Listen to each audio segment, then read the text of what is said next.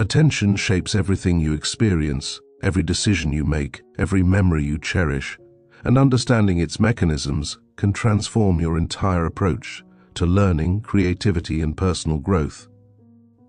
Théodule Ribot, a pioneering French psychologist of the late 19th century, dedicated his brilliant mind to unraveling the mysteries of human attention, producing insights that remain profoundly relevant today. His work reveals that attention isn't merely a passive spotlight we shine on the world, but rather an active, dynamic force that constructs our reality moment by moment, selecting from the overwhelming flood of sensory information to create the coherent experience we call consciousness. The journey into understanding attention begins with recognizing its fundamental nature as a selective process. Every single second, your brain receives millions of bits of information, sensory data streaming from your eyes, ears, skin, muscles, internal organs, all competing for processing resources. Without attention, you would drown in this ocean of stimulation, overwhelmed and paralyzed. Ribot understood that attention serves as the gatekeeper of consciousness, determining what enters awareness and what remains in the shadows of perception. This selective function isn't random or arbitrary. It follows specific principles and patterns that we can learn to harness for our benefit. Consider the remarkable story of a young musician Ribot encountered in his research, a violinist who struggled initially with complex pieces, finding herself constantly distracted by audience members, stray thoughts, and physical discomfort. Through dedicated practice in controlling her attention, she learned to create what Ribot called a state of concentrated focus, where the music itself became her entire world. Years later, she could perform the most challenging compositions flawlessly before thousands, her attention so perfectly attuned to the task that external disturbances simply ceased to exist for her consciousness. This transformation wasn't magical. It resulted from understanding and applying the principles of attention that Ribot articulated. Ribot distinguished between different forms of attention, each with unique characteristics and applications. Spontaneous attention emerges naturally, drawn by novelty, intensity, or personal relevance, without conscious effort. When a sudden loud noise makes you turn your head, when a beautiful sunset captures your gaze, when you hear your name spoken across a crowded room, spontaneous attention is at work. This type of attention connects deeply with our emotional and instinctive nature, responding to what our nervous system deems immediately important for survival or well-being. Understanding spontaneous attention helps explain why certain things effortlessly capture our focus, while others require deliberate effort. Voluntary attention, in contrast, represents the crown jewel of human cognitive achievement. This is attention directed by will, sustained through conscious effort against the natural tendency of the mind to wander toward more immediately stimulating content. When you force yourself to focus on a difficult mathematical problem, when you maintain concentration during a lengthy lecture on an unfamiliar topic, when you carefully proofread a document despite fatigue, you're exercising voluntary attention. Ribot recognized that this capacity separates humans from other animals and distinguishes successful individuals from those who remain perpetually distracted and unfocused. The development of voluntary attention doesn't happen automatically. Ribot observed that children initially possess almost exclusively spontaneous attention, their focus flitting from one bright object to another, from one interesting sound to the next, with minimal ability to sustain concentration on anything that doesn't immediately fascinate them. The gradual cultivation of voluntary attention represents one of the most important aspects of education and personal development.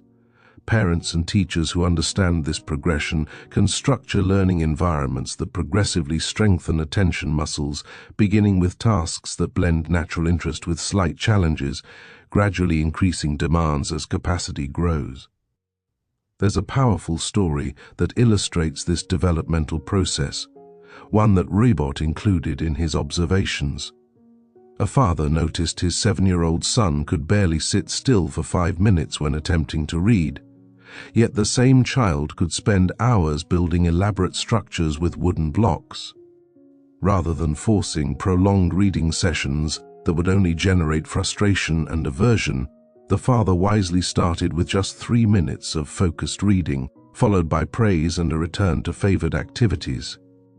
Each week he added 1 additional minute, making a game of beating the previous record. Within 6 months, the child could comfortably read for 30 minutes straight, and more importantly, had learned that sustained attention was a skill he could develop, not an immutable limitation. That child grew up to become a distinguished scholar, and he always credited those early lessons in attention training as foundational to his later achievements. The physiological basis of attention fascinated Ribot, who recognized that mental phenomena always have corresponding physical processes. Attention involves specific patterns of brain activity, blood flow changes, muscular adjustments, and even alterations in breathing and heart rate. When you pay close attention to something, measurable changes occur throughout your body, not just in your brain. Your pupils may dilate, certain muscle groups tense while others relax. Your breathing may become more regular or suspend momentarily during peak concentration. These physical correlates aren't merely side effects, they're integral components of the attention process itself. This mind-body connection offers practical opportunities for enhancing attention. Ribot suggested that by consciously adopting the physical posture and physiological state associated with attention, you could facilitate the mental state itself. Sitting upright rather than slouching, directing your gaze steadily at the object of focus, regulating your breathing to a calm, measured rhythm, these physical adjustments actually make sustained attention easier to achieve. The connection works bidirectionally. Mental focus affects the body, and bodily states influence mental capacity. Modern research in embodied cognition has thoroughly validated this insight, confirming what Ribot intuited over a century ago. The role of interest in attention cannot be overstated. Ribot observed that we naturally attend to what interests us, and that cultivating interest represents perhaps the most effective strategy for improving attention. When something genuinely fascinates you, attention flows effortlessly, hours pass like minutes, and the quality of focus reaches levels impossible to achieve through sheer willpower alone. This phenomenon, which modern psychologists call flow, was clearly understood by Ribot, who recognized that interest transforms the subjective experience of attention from laborious effort to joyful absorption. But here's where Ribot's insights become truly empowering. Interest itself can be cultivated. We're not helplessly subject to whatever randomly captures our fancy. By deliberately seeking connections between new material and existing knowledge, by finding practical applications for abstract concepts, by engaging multiple senses and perspectives, we can generate interest where none initially existed. A student struggling with history might discover passionate engagement by connecting historical events to current political situations, or by imagining themselves living through the periods being studied, or by focusing on the human stories and dramas behind the dates and facts. The same material that seemed unbearably dull when approached as mere information to memorize becomes riveting when linked to personal relevance and meaning. Ribot documented numerous cases of individuals who transformed their relationship with difficult subjects through this principle. A medical student who found anatomy courses torturous began creating detailed stories about each structure, imagining the cells as characters in an epic drama of survival and function. What seemed like dry memorization became an engaging narrative, and his attention naturally strengthened. He not only passed his exams with distinction, but developed a genuine love for the subject that shaped his entire career. This illustrates a profound truth. The barriers we perceive as external limitations often reflect internal approaches that can be modified. The phenomenon of distraction represents the inverse of attention, and understanding its mechanisms proves equally valuable. Ribot recognized that distraction isn't simply the absence of attention, but rather attention misdirected toward irrelevant stimuli. When you sit down to work and find yourself repeatedly checking your phone, scrolling through messages or staring out the window, your attention hasn't disappeared. It's being captured by competing attractions. The same selective process that could illuminate your work instead highlights distractions, following the path of least resistance toward immediately rewarding stimuli. This reframing of distraction as misdirected attention rather than attention deficit opens powerful possibilities for intervention. Instead of simply trying harder to ignore distractions, which paradoxically often makes them more intrusive, you can restructure your environment and approach to reduce their attractive power. Removing your phone from sight doesn't just eliminate a distraction, it removes a powerful magnet for spontaneous attention. Creating a dedicated workspace signals to your nervous system that attention should orient toward work-related content. Beginning tasks with the most interesting or rewarding aspects builds momentum that carries through less engaging portions. Around the 10-minute mark of exploring these concepts, it's worth pausing to recognize how this knowledge can genuinely change your daily experience.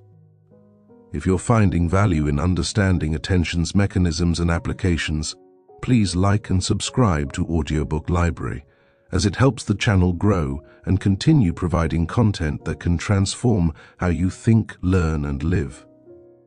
Your support makes it possible to explore more psychological insights that have practical power.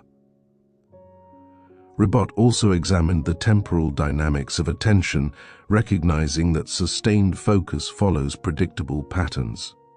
Attention naturally fluctuates, rising and falling in waves even during continuous concentration. You've undoubtedly experienced this while reading a book or attending a lecture, moments of crystal clarity alternating with brief periods where you realize you've been processing words without genuine comprehension. Rather than viewing these fluctuations as failures, Ribot understood them as inherent features of the attention system, rhythmic processes that could be worked with rather than against. This insight suggests practical strategies for optimizing attention over extended periods, rather than attempting marathon sessions of unwavering focus, which inevitably fail and generate frustration. You can structure work in harmony with attention's natural rhythms. The Pomodoro technique, developed decades after Ribot's work, embodies his insights perfectly, periods of focused attention separated by brief breaks that allow attention to reset and refresh. During those breaks, allowing your mind to wander freely, engaging in physical movement, or switching to a completely different type of task enables the attention system to recover. The connection between attention and memory represents another crucial aspect of Ribot's analysis.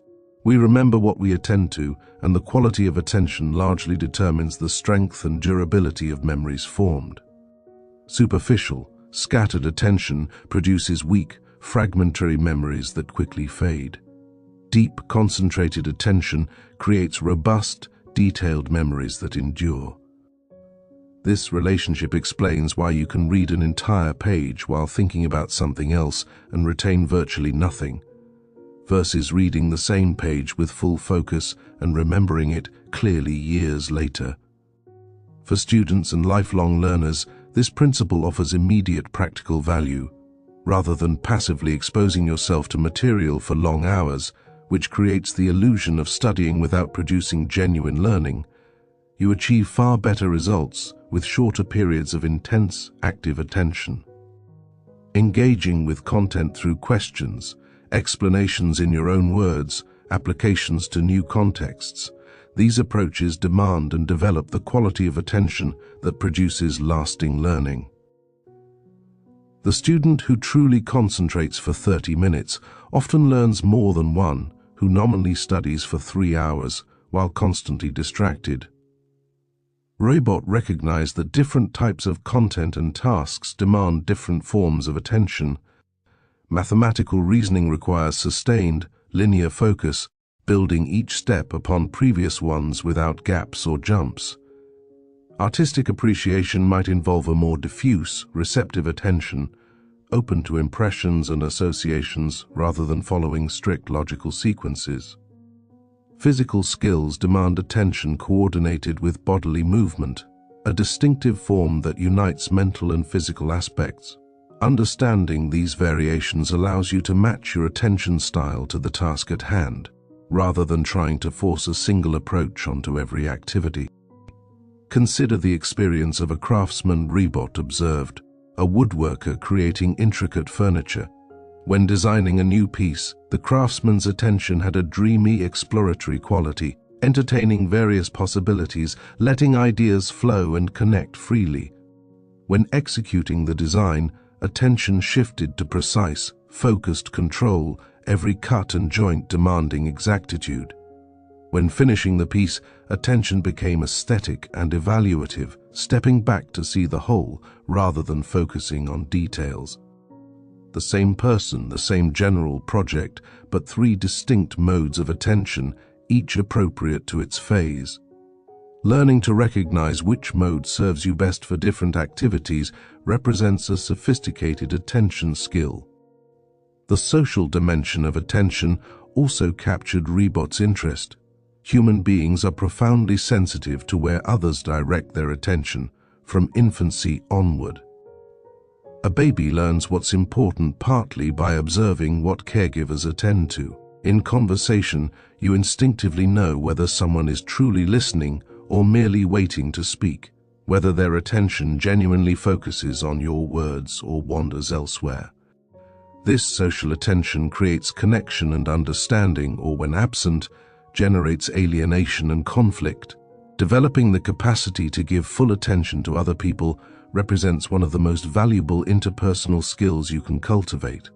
When you truly listen to someone, setting aside your own agenda and internal commentary to fully receive their communication, you offer a gift that's increasingly rare in our distracted age. People sense this quality of attention and respond to it, opening up more fully, trusting more deeply. Relationships deepen through exchanges of mutual attention in ways that no amount of partial, divided attention can replicate. There's a touching story that illustrates this principle beautifully. An elderly woman in Ribot's acquaintance mentioned that her most treasured possession was a series of letters from a friend who had passed away years earlier. When asked what made these letters so special, she explained that unlike most correspondence that felt hurried or perfunctory, these letters radiated complete attention. Every sentence showed that the writer had been fully present, considering carefully what would interest and matter to the recipient.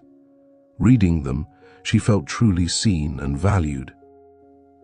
That friend had possessed modest material means and no special social standing, but had given something more precious than wealth, the gift of undivided attention. Decades later, those letters remained a source of comfort and joy.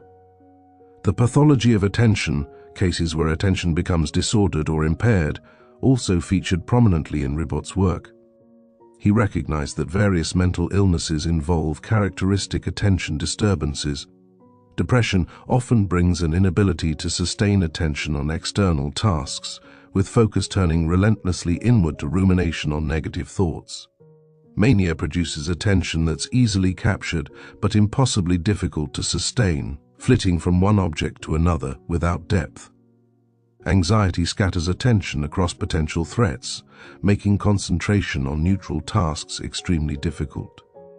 Understanding these pathological patterns doesn't just help in clinical contexts, it illuminates normal attention as well. Most people experience mild, temporary versions of these states, periods when attention seems harder to control, more prone to distraction or fixation. Recognizing that your current attention difficulties might reflect a temporary state rather than permanent limitation can provide both comfort and motivation to work with the situation rather than against it. Ribot emphasized that attention, like any other faculty, requires exercise to maintain and strengthen. Just as muscles atrophy without use, attention capacity diminishes when not regularly challenged. The modern environment, with its constant interruptions and designed for distraction technologies, creates conditions that systematically weaken attention for many people. Breaking free from this pattern requires deliberate practice, setting aside time for activities that demand sustained focus without fragmentation. Reading long-form books represents one excellent attention exercise that Ribot would surely endorse. Unlike the snippets and fragments that constitute much modern media consumption, a substantial book requires sustained attention over hours and days, building complex mental models, remembering earlier sections while integrating new information. People who maintain regular reading practices often find that attention capacity in other domains improves as well, the strengthening transfers across contexts. Meditation and contemplative practices offer another powerful avenue for attention development that Ribot recognized, though his cultural context lacked the widespread familiarity with these techniques that exists today. The basic practice of returning attention repeatedly to a chosen focus, whether breath, a phrase, or an image, while gently releasing the countless distractions that arise, directly trains voluntary attention. Practitioners report that regular meditation practice makes attention more stable and controllable in daily life, easier to direct and sustain where needed. The relationship between attention and emotion deserves careful consideration. Strong emotions powerfully influence attention, drawing it toward emotion-congruent content. When you're angry, attention readily locks onto perceived slights and injustices. When joyful, you notice opportunities and positive possibilities. When fearful, potential threats dominate awareness. This emotional coloring of attention happens largely automatically, but becoming aware of the pattern allows some degree of conscious intervention. Ribot observed that individuals with exceptional self-mastery had often developed the ability to direct attention despite emotional pulls in other directions. A grieving person who could nonetheless focus on necessary tasks, a frightened soldier who maintained tactical awareness during combat, a performer managing stage fright while delivering a compelling show. These examples illustrate attention, transcending immediate emotional states through training and will. This capacity doesn't mean suppressing or denying emotions, but rather preventing them from completely commandeering the attention system. The cultivation of this emotional regulation through attention control represents one of the most valuable life skills anyone can develop. When you can notice anxiety arising and choose to direct attention toward productive action rather than anxious rumination, you've achieved something profound. When you can feel anger without letting it narrow your attention to revenge and grievance, maintaining broader perspective, you access wisdom that pure emotional reaction can never provide. These abilities develop through practice, through repeatedly choosing to direct attention despite emotional pressure otherwise. There's an inspiring account of a teacher Ribot knew who transformed a struggling school in a desperately poor neighborhood. Rather than focusing on the overwhelming difficulties and depressing circumstances, which would have been emotionally natural, he trained his attention on small possibilities and incremental improvements. Each tiny success received his full attention and celebration, while setbacks, though acknowledged, didn't receive prolonged focus.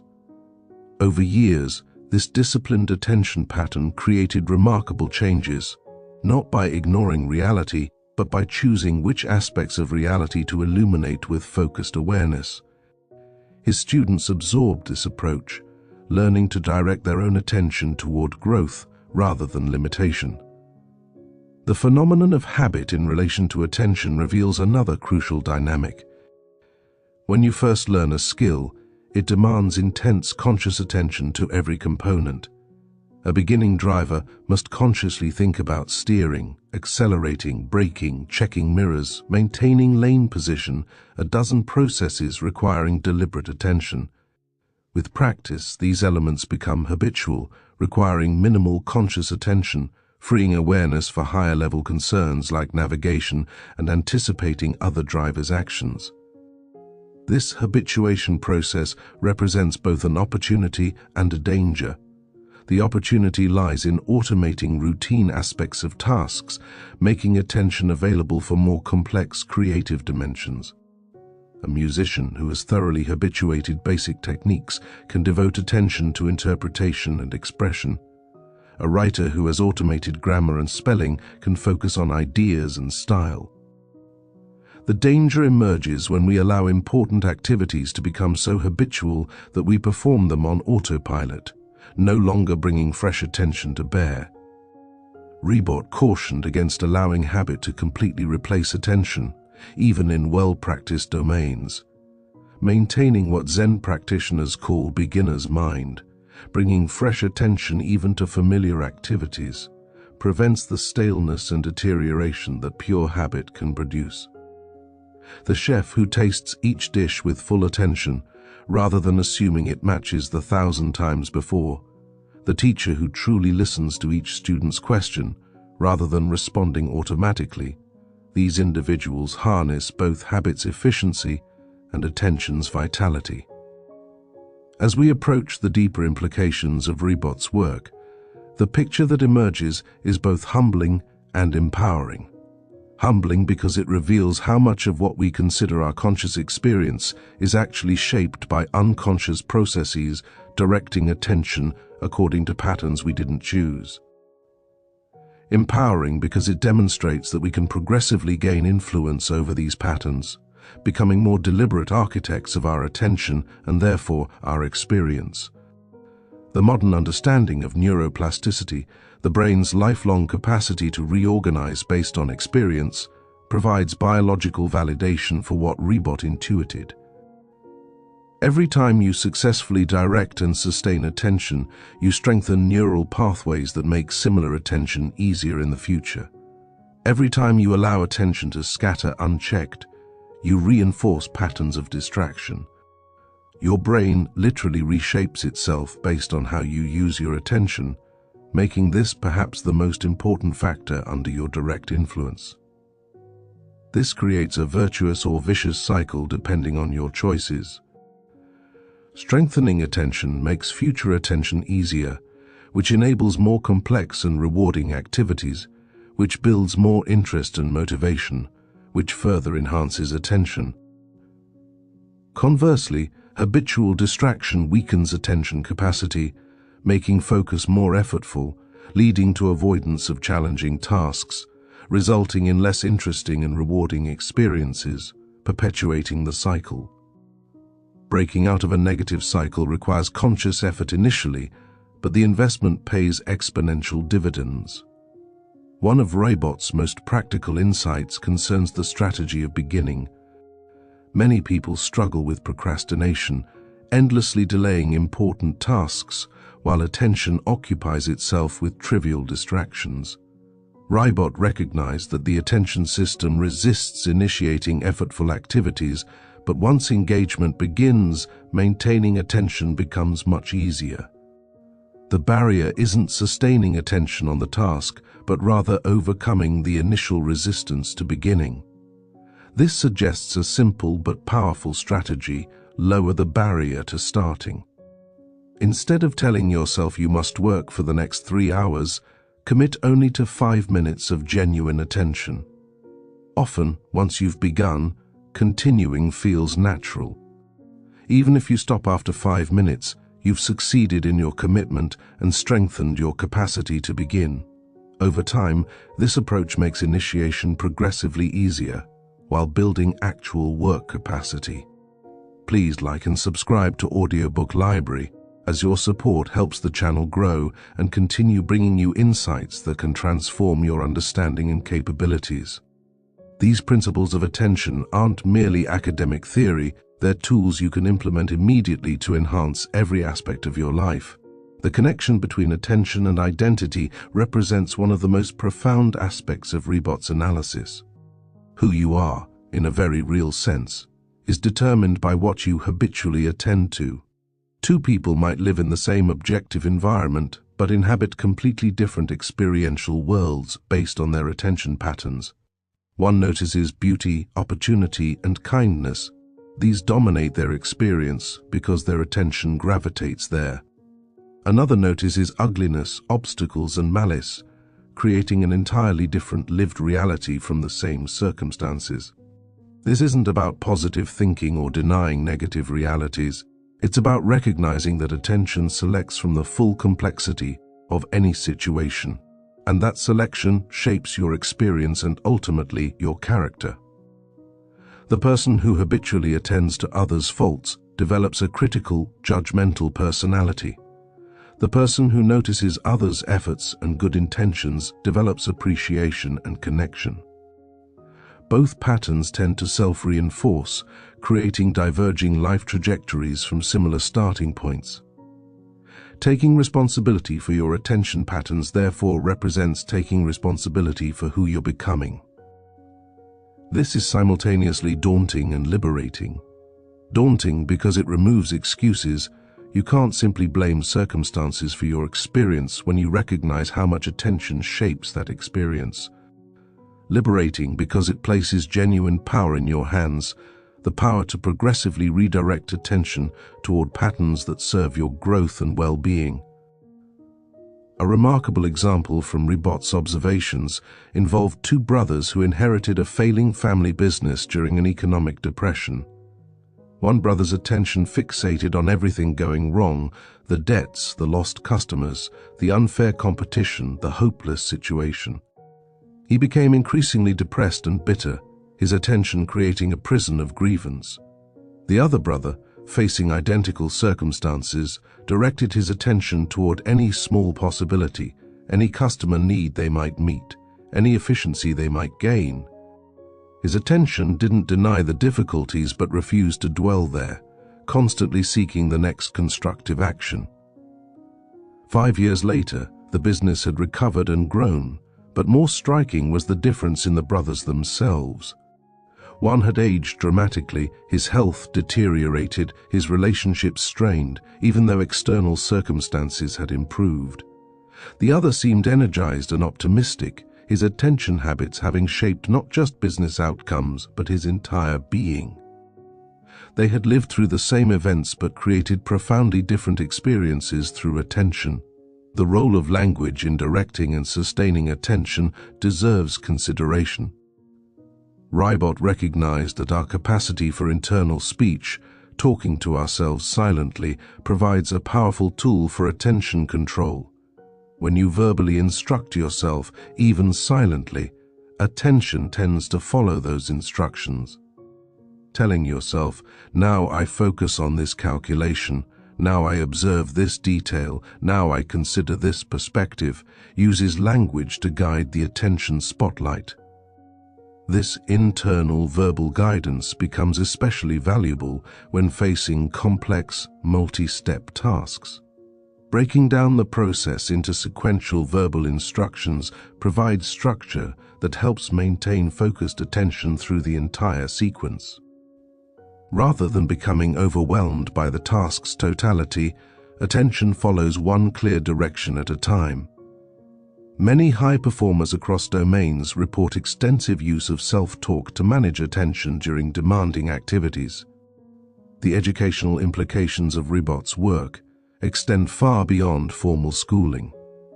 Any parent, teacher, or mentor working with developing minds should understand that cultivating attention represents perhaps the most important gift they can offer. Not just commanding attention, sit still and pay attention, but actually teaching the skills of attention control, helping young people understand how attention works, and providing structured practice in directing it. This might involve explicit attention exercises, periods of focused observation, listening, or thought with gradually increasing duration. It certainly involves modeling good attention yourself, demonstrating what focused presence looks like. When you give a child your full attention during conversation, you teach the value and practice of attention more effectively than any lecture could. When they observe you sustained in deep focus on meaningful work, they internalize that such focus is possible and valuable. The relationship between attention and creativity presents fascinating complexity. One might assume that creativity requires wandering, unfocused attention, free association without constraint. Ribot recognized that creative breakthroughs often emerge during such diffuse attention states, the relaxed mode where unexpected connections form. However, he also understood that sustained attention is essential for developing those initial insights into refined creative products. The most creative individuals often alternate between two modes: periods of open, exploratory attention where they gather diverse inputs and allow free combination, followed by phases of intense, focused attention where they develop and refine promising ideas. Neither mode alone produces optimal creativity. Pure wandering generates interesting possibilities that never get developed. Pure focus without exploratory periods tends toward refinement of conventional approaches rather than genuine innovation. Learning to consciously shift between these modes, to know when expansive attention serves you and when concentrated focus is needed, represents an advanced attention skill. It requires overcoming the tendency to remain habitually in one mode, either the scattered dilettante who never finishes anything, or the rigid perfectionist who never explores beyond familiar territory. Both focused and diffuse attention have their place. Wisdom lies in appropriate application. There's a wonderful account of a scientist Ribot studied who made several important discoveries. He described his process as involving long periods of intensely focused work on a problem, gathering data, testing hypotheses, exploring implications. Inevitably, he would reach an impasse, unable to see how to proceed. Rather than forcing continued focus, he would deliberately shift to completely different activities: long walks, playing music, social engagements, anything that allowed his attention to roam freely.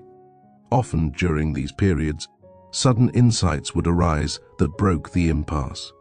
He would then return to focused work, developing those insights systematically. This rhythm of concentration and release, directed and diffuse attention, characterized his entire career.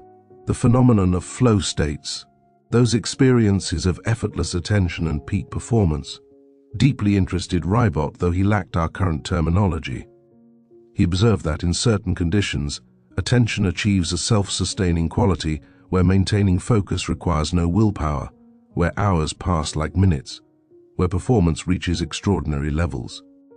Understanding the conditions that enable flow offers practical value for anyone seeking to work or create at their highest level. Flow emerges when challenge matches skill level, when tasks stretch your abilities without overwhelming them. Too easy, and attention wanders toward more stimulating content. Too hard, and anxiety disrupts focus. Right at the edge of current capacity, attention locks in completely. Flow also requires clear goals and immediate feedback, so attention knows what to focus on and can track progress. These conditions can often be deliberately created or approximated, making flow more accessible than many people realize.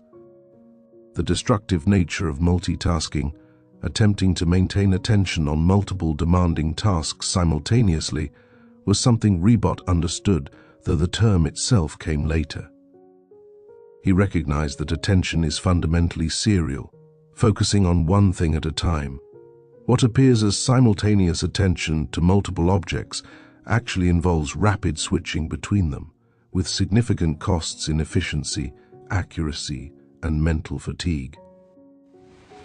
Modern research has thoroughly confirmed this insight, demonstrating that multitasking dramatically impairs performance on all tasks involved compared to sequential attention. The constant switching creates transition costs, moments where attention must reorient and re-engage. These costs accumulate quickly, making multitasking far less efficient than it feels. The subjective sense of accomplishment from juggling multiple activities is largely illusory. Actual output, both in quantity and quality, suffers. For anyone seeking to perform at high levels, this carries a clear implication: protect periods of single tasking. When you work on something important, work only on that, eliminating competing demands on attention. Close irrelevant applications and browser tabs, silence notifications, physically separate yourself from interruptions when possible. This seems obvious, but remains rare in practice. Most people habitually fragment their attention across multiple streams. The role of environment in supporting or undermining attention cannot be overstated. Ribot observed that external conditions powerfully influence attention capacity. Some environments naturally facilitate focus: quiet spaces with minimal distractions, good lighting, comfortable temperature, absence of interruptions. Other environments make sustained attention nearly impossible: noisy, chaotic, uncomfortable, full of interruptions and competing stimuli. You have far more control over your attention environment than most people exercise. If focused work matters to you, creating or finding environments that support it becomes a high priority. This might mean establishing a dedicated workspace, using noise-canceling headphones, setting boundaries with others about interruption, arranging your physical space to minimize visual distractions. Small investments in environmental design often yield substantial returns in attention capacity. The temporal structure of your day also constitutes an attention environment. Ribot noted that attention capacity varies predictably across the day for most people, though individual patterns differ. Many experience peak attention in morning hours, with gradual decline through afternoon and evening. Understanding your personal pattern allows you to schedule demanding attention tasks during your peak periods, saving routine activities requiring less focus for lower capacity times.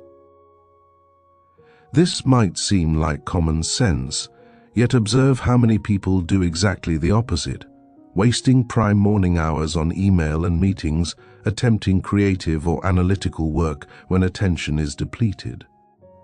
Aligning task demands with attention capacity represents a simple but powerful productivity principle that remains widely ignored.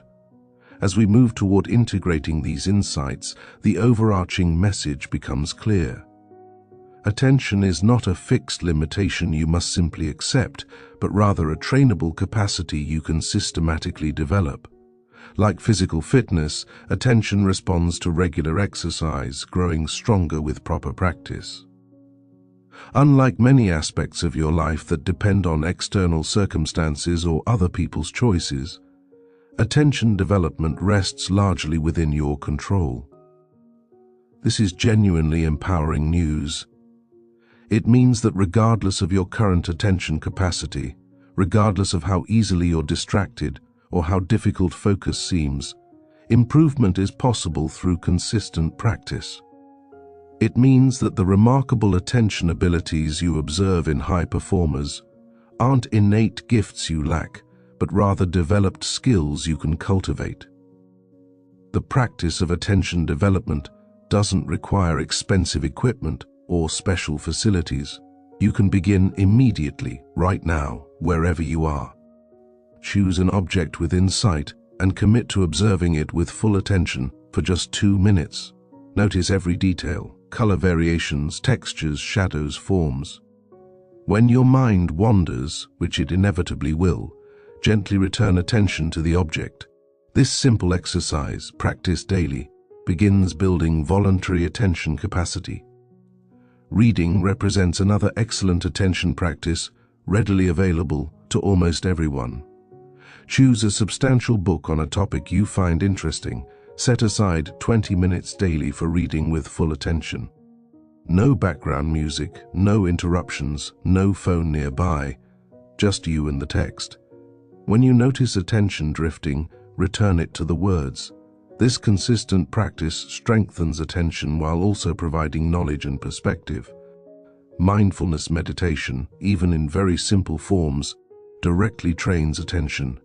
Find a quiet space, sit comfortably, and focus attention on your breath, simply observing the sensations of breathing without trying to control it. When thoughts arise and capture your attention, which happens constantly, notice this and return focus to the breath. Start with 5 minutes daily, gradually extending duration as capacity grows. The beauty of these practices lies in their accessibility and proven effectiveness. You don't need perfect conditions or large time investments to begin. Small, consistent efforts accumulate into substantial capability over time. The person who practices attention for 10 minutes daily for a year develops dramatically greater capacity than someone who occasionally attempts marathon-focused sessions. A story that captures this principle beautifully involves a monk Ribot encountered who had cultivated extraordinary attention capacity through decades of practice. When asked about his development, the monk explained that he didn't possess any special talent or advantage. He had simply committed to daily practice, never missing a day regardless of circumstances or how he felt. Some days practice went wonderfully, attention stable and clear. Other days it was difficult, attention scattered and resistant. But he practiced regardless, understanding that consistency mattered more than any single session's quality. Over years and decades, this steady practice transformed his attention from ordinary to exceptional. He could maintain focus for hours without wavering, could notice subtle details others missed entirely, could divide and redirect attention with remarkable fluidity. His secret wasn't a secret at all, simply persistent practice applied over sufficient time. What appeared as extraordinary ability was actually the natural result of sustained developmental effort. This same principle applies to you. Whatever your starting point, consistent practice will produce improvement. The changes may feel subtle initially, requiring weeks before you notice greater ease in maintaining focus. But keep practicing. Trust the process. Your brain is physically changing, strengthening the neural networks that support attention. Those changes accumulate, eventually reaching a threshold where the improvements become obvious not just to you, but to others observing your enhanced capability. The social benefits of developed attention extend far beyond personal productivity. When you can give others your full attention, truly listening without internal distraction, relationships deepen and strengthen. People sense when they're genuinely received versus merely tolerated while someone's attention remains elsewhere. Offering full attention represents a form of respect and caring that money cannot buy, but that everyone treasures. In professional contexts, superior attention often distinguishes the competent from the exceptional.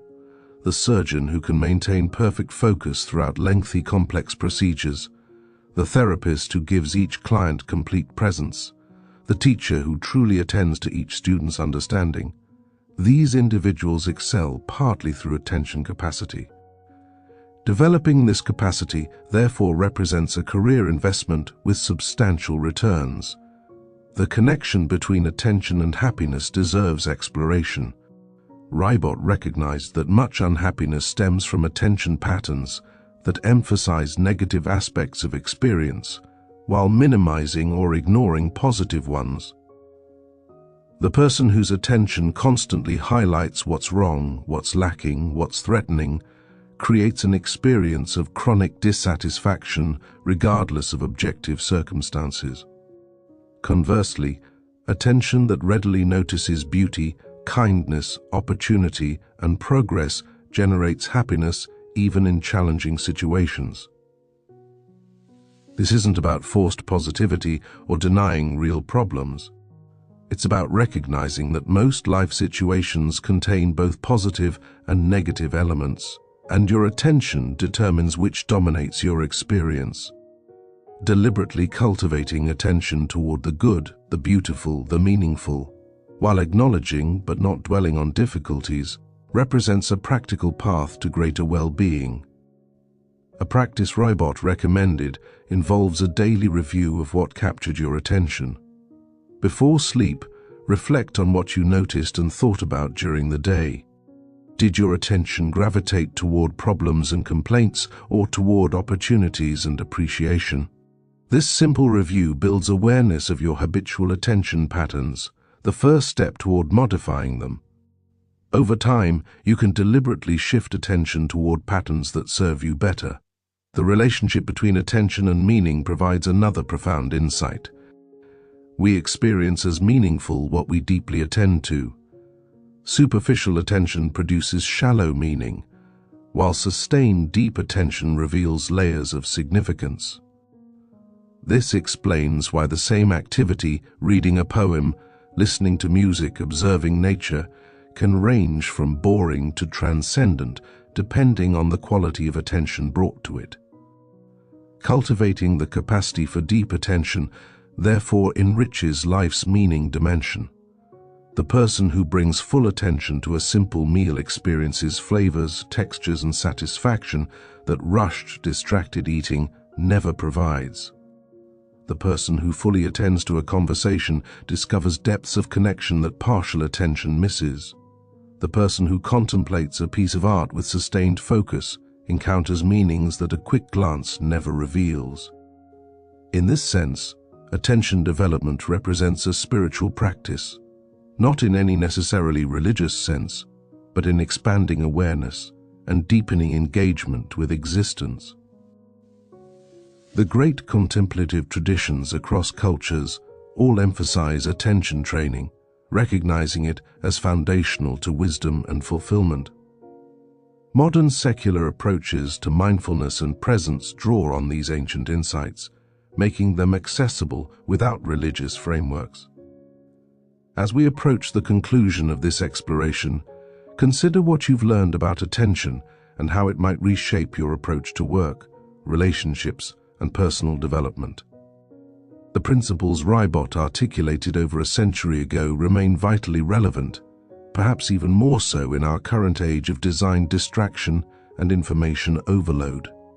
Understanding that attention is selective, trainable, and profoundly consequential empowers you to take responsibility for developing this crucial capacity. The journey of attention development never truly ends. Even those with exceptional capacity continue practicing and refining their skills. But the immediate benefits emerge much sooner than many realize. Within weeks of consistent practice, you'll notice attention becoming more stable, less prone to constant wandering. Within months, tasks that previously felt impossibly difficult to focus on become manageable. Within a year, your attention capacity can transform to a degree that reshapes your entire life experience. The key lies in beginning, taking that first small step today, rather than waiting for perfect conditions that never arrive. Choose one simple attention practice and commit to it for just 30 days. Perhaps morning reading for 15 minutes, perhaps breath-focused meditation for 5 minutes, perhaps deliberate observation exercises for 10 minutes. Whatever you choose, make it specific, manageable, and non-negotiable for this trial period. Track your practice, marking each day you complete it. This simple tracking creates accountability and allows you to observe your developing consistency. You'll likely notice that the practice itself becomes easier over time. What required significant willpower initially begins feeling natural, even enjoyable. This transition signals that you're building genuine capacity, not just forcing yourself through repetitive drudgery. During this 30-day period, also observe any changes in your broader attention patterns. Are you able to maintain focus on work tasks more easily? Do you find yourself less compulsively checking your phone? Can you sustain attention in conversations without your mind wandering? These spillover effects often emerge before you consciously recognize the practice is working, providing encouraging evidence of genuine development. After 30 days, evaluate honestly. Has the practice provided value? Do you notice improved attention capacity? If so, commit to another 30 days, perhaps adding a second practice or extending the duration of your current one. If not, consider whether you gave the practice a fair trial, genuine daily commitment versus sporadic effort, before either modifying your approach or trying a different practice entirely. The beautiful truth about attention development is that it benefits every other aspect of your life. Better attention makes you a better student, able to learn more efficiently and deeply.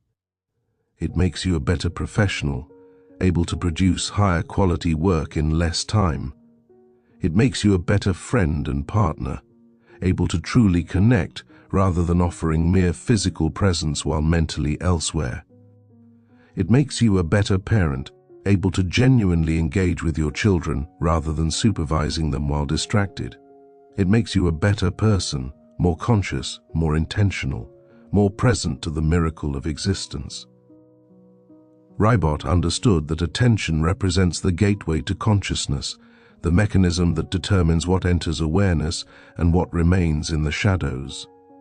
By developing conscious control over this gateway, you gain unprecedented influence over your experience, your learning, your relationships, your entire life.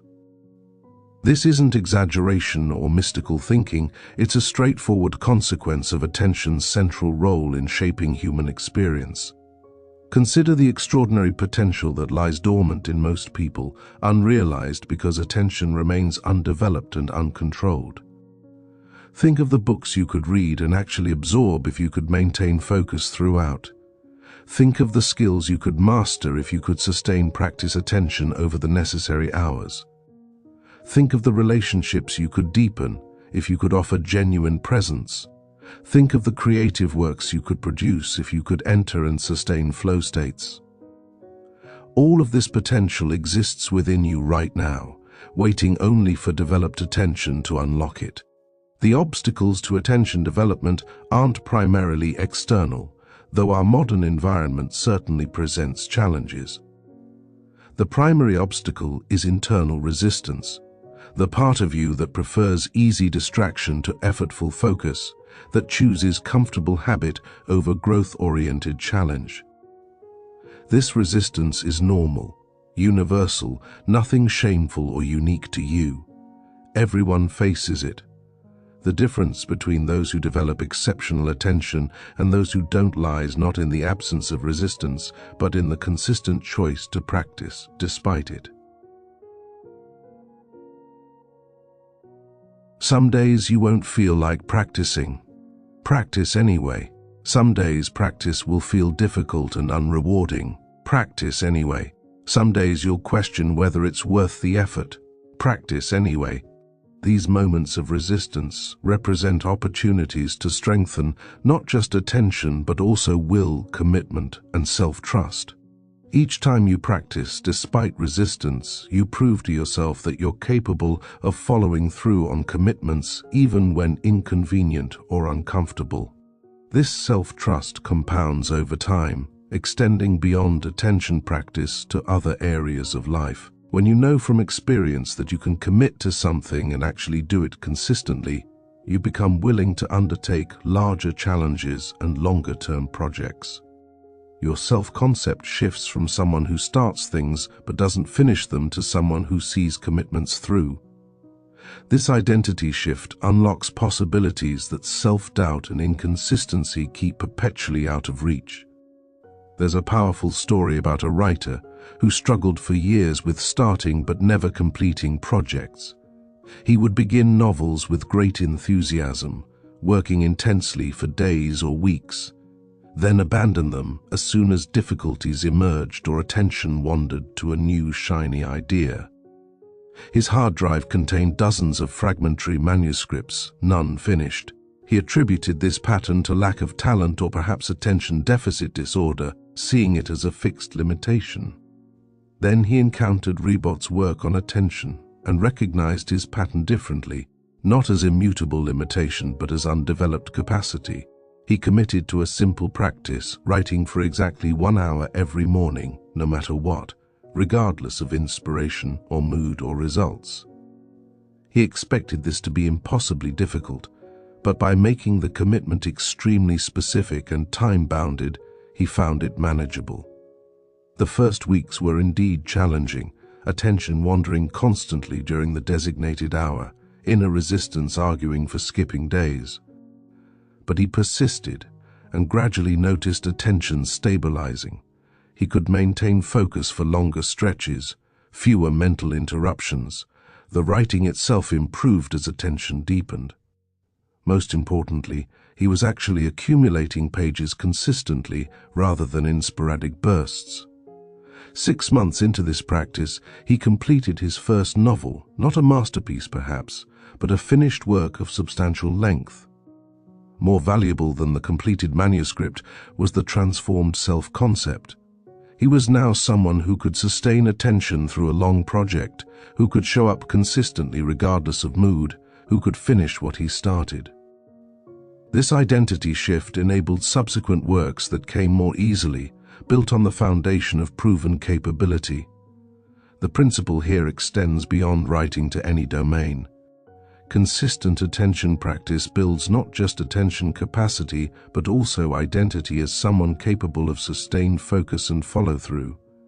This identity enables undertakings that previously seemed impossible, creating an upward spiral of expanding capability and confidence. The integration of attention principles into daily life doesn't require dramatic lifestyle overhauls or monastic retreat from the world. Small adjustments in how you approach ordinary activities can substantially enhance attention quality. When eating, actually attend to the food rather than scrolling through your phone or watching television. When walking, notice your surroundings rather than remaining lost in thought or tethered to earbuds. When talking with someone, give them full attention rather than planning your next comment or checking who else you might talk to. These micro-practices scattered throughout the day create cumulative attention training that supplements formal practice sessions. They also directly enhance life quality, making ordinary experiences more vivid and satisfying. The meal you actually taste is more enjoyable than the one you consume while distracted. The walk where you notice the world around you is more refreshing than the one spent entirely in your head. The conversation where you're genuinely present creates more connection than the one where you're physically there but mentally elsewhere. Ribot would appreciate how these principles align with contemporary research on presence and well-being. Studies consistently show that people report greater happiness when attention focuses on current experience rather than wandering to past or future, to other places or imagined scenarios. This isn't because the present moment is always wonderful, it often isn't. Rather, undivided attention to present experience, whatever it contains, produces a quality of engagement and aliveness that divided, scattered attention never achieves. The challenge of maintaining attention in an age of deliberately engineered distraction requires acknowledging the forces working against you.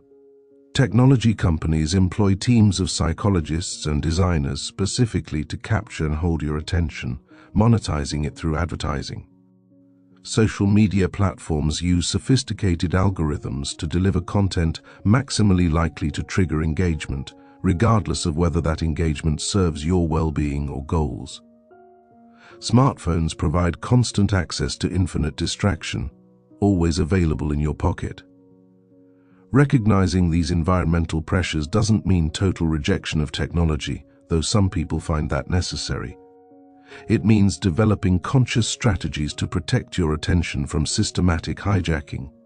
This might include removing social media applications from your phone while maintaining access via computer with specific time limits. It might mean establishing phone-free zones or times, spaces, and periods where devices are physically absent.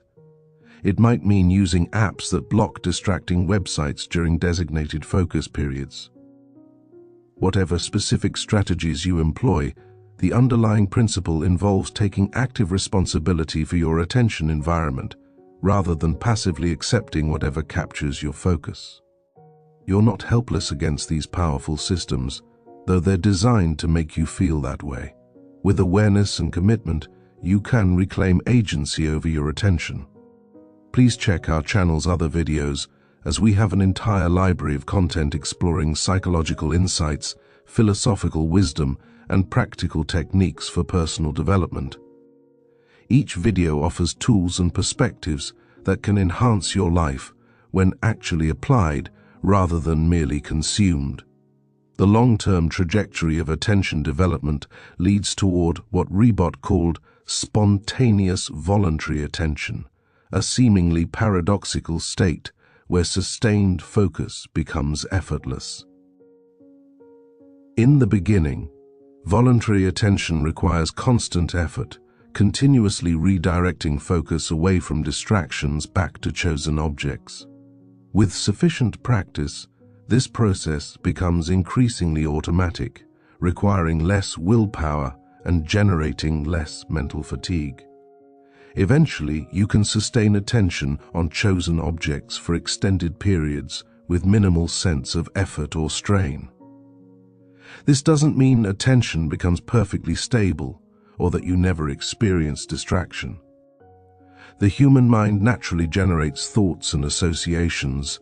Attention naturally fluctuates, but the relationship to these processes changes.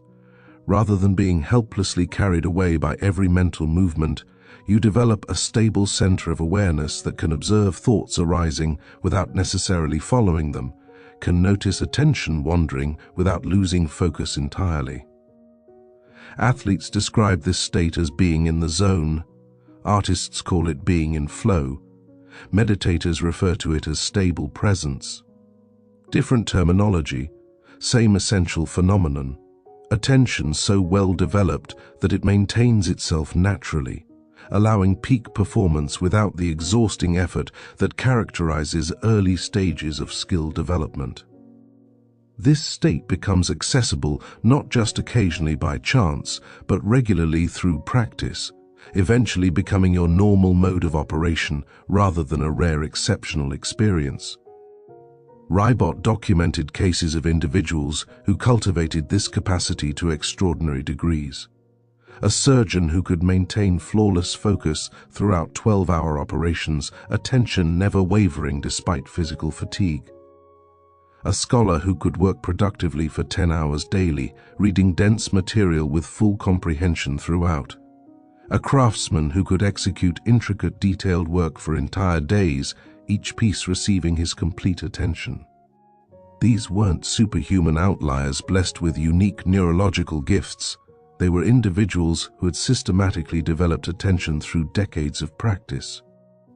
You possess this same potential. The question isn't whether you're capable of such development, but whether you're willing to invest the sustained effort required. Attention mastery doesn't happen overnight or through occasional sporadic practice. It emerges from consistent daily commitment over months and years. This might seem daunting, but consider that those years will pass regardless of whether you practice or not. You can arrive at that future with dramatically enhanced capacity or with the same limitations you currently experience. The investment perspective helps here. Every minute you spend practicing attention is an investment that pays returns for the rest of your life. Unlike most investments that provide one-time benefits or require ongoing reinvestment, attention capacity once developed remains available indefinitely. The hour you invest today in practice yields benefits tomorrow, next month, next year, decades from now. Few uses of time offer comparable long-term return.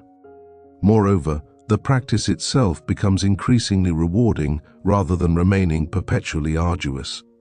Initial attention practice can feel like drudgery, forcing yourself to focus despite strong pulls toward distraction. But as capacity develops, practice becomes more pleasant, even enjoyable.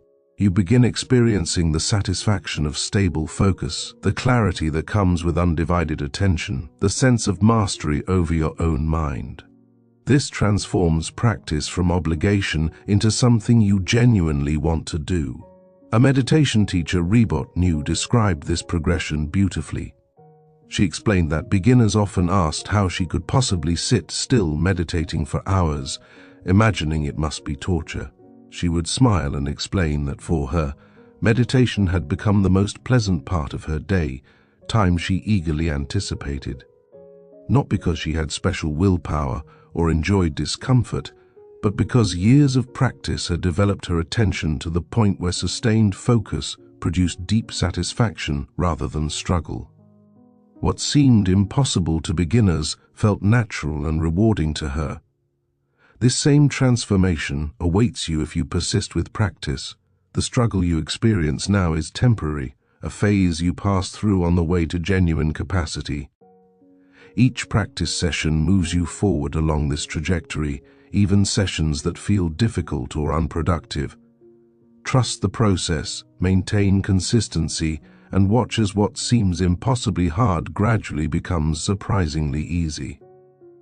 The spiritual and philosophical implications of attention mastery extend beyond practical benefits, though those alone justify the effort. Ribot recognized that attention shapes not just what you experience, but how you experience it. Not just the content of consciousness, but its quality.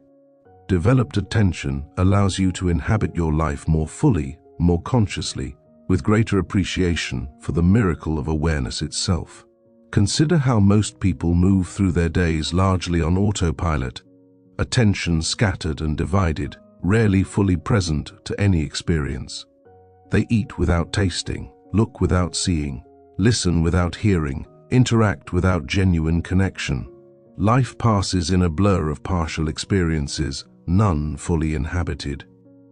This isn't anyone's fault, it's the default mode without attention training. But it represents a tremendous loss, spending your precious limited time here without truly experiencing much of it. Attention development offers liberation from this half-conscious existence. When you can bring full attention to ordinary moments, they reveal depths and richness that distracted perception misses entirely. A simple conversation becomes fascinating when you truly listen. A meal becomes a sensory revelation when you actually taste. A walk becomes an adventure when you genuinely notice your surroundings. Life doesn't have to become more exciting or unusual to become more vivid and meaningful. It just requires your full attention. This attentional presence represents perhaps the most fundamental form of gratitude, fully receiving the gift of each moment rather than always being mentally elsewhere. You honor your life by actually showing up for it, by being present rather than perpetually absent, lost in thoughts about past and future, about other places and other people.